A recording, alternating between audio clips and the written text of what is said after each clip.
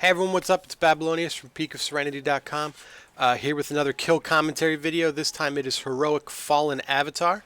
I've spread things up a little bit because it's a little bit of a longer fight without a ton to explain. So we'll get started. So obviously the first thing that pops up is that Unbound Chaos. It's a buff that everyone gets and you kind of have to run around. It puts little void zones below you and you don't want to get hit by them. They do a ton of damage. You can redirect some of it with Touch of Karma, Dampen Harm, stuff like that. The other thing I'll cover are these daggers. You will get targeted. They drop a void zone. You kind of want to get out to the end when that happens. You also don't want to be in the way of any daggers flying at other people. So here's another Unbound Chaos and stuff like that. So this other thing are these circles on the ground. They need to be soaked by people. You have the two main targets, Fallen Avatar and then the Maiden of Valor. And the Maiden will on occasion put a shield on herself that you need to burst down. But in general, you kind of just passively cleave her down. You do want her to be as low health as possible when Fallen Avatar goes into the next phase, when his energy reaches maximum. He gains energy from a variety of other things, but I think for the most part that's handled by the tanks. In general, it's just kind of a two-target fight. You can get some cleave depending on where your raid kind of sets things up. But in general, you try to avoid these Unbound Chaos. You soak the green puddles. You avoid the daggers. You run out if you get targeted by the daggers. And you really just kind of want to burn down the Fallen Avatar while passively cleaving the Maiden of Valor. At least that's how we did it. I used Serenity on this fight. I used my legendary bracers as well as my legendary boots. The legendary chests are probably a reasonable choice, but I did not use them because I don't like the legendary chest.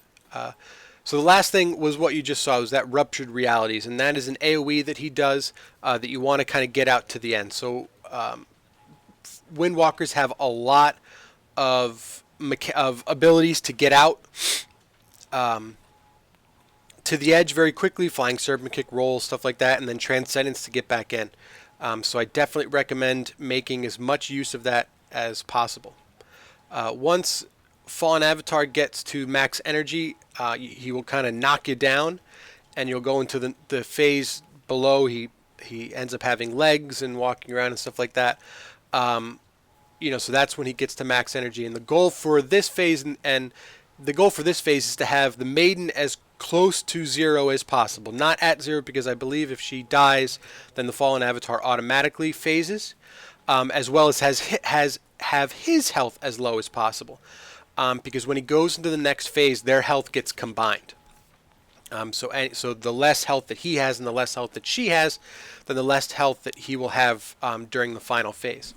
I also on this fight used Cradle of Anguish and thought it was a very strong fight for Cradle of Anguish because it's very easy to use your defensives intelligently and never have to worry about dropping below that 50% threshold to lose the stacks. So as you can see here, he was starting to get high on energy. He's at 97, 98, so we were working on finishing up the Maiden of Valor. We killed her, he hit 100, and we get knocked down. So you get knocked down on this little platform, and typically the tanks will drag him off into a corner, and you just blow him up. You have to avoid these little spinny tornadoes. They knock you up. I may get knocked up by one of them, as well as soak these, what's called the dark mark that gets put on a couple people. So they knock you up and stuff like that. So more examples of when you can use Transcendence. Right there was the first time that I dropped below 50% and lost my cradle stacks, and that was really because I didn't plan ahead and have a defensive ready. I had used one too early on another mechanic. I believe it was the Dark Mark. So when he does the Ruptured Realities, he puts he destroys part of the platform, so you have to kind of move him around. If you get hit by the tornadoes, you get a debuff. There's some lag. As I did there, and there I lost my stacks again, I guess. But yeah, in this fight, this phase is really just a burn phase. You need to kill him before you run out of space to fight him. He will go through 4 ruptured realities at the max, and you have to kill him before he casts his 4th one, because when he casts his 4th one, you will be standing in the green lava, which is bad. So really, this fight is not overly complicated. It was relatively enjoyable, and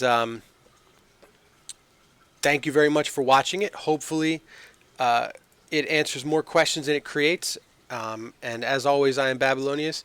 You can follow me on Twitter, Twitch, all this other stuff. Please support PeakofSerenity.com through Patreon and PayPal, and everything else. Thank you very much for watching, and until next time, I will see you.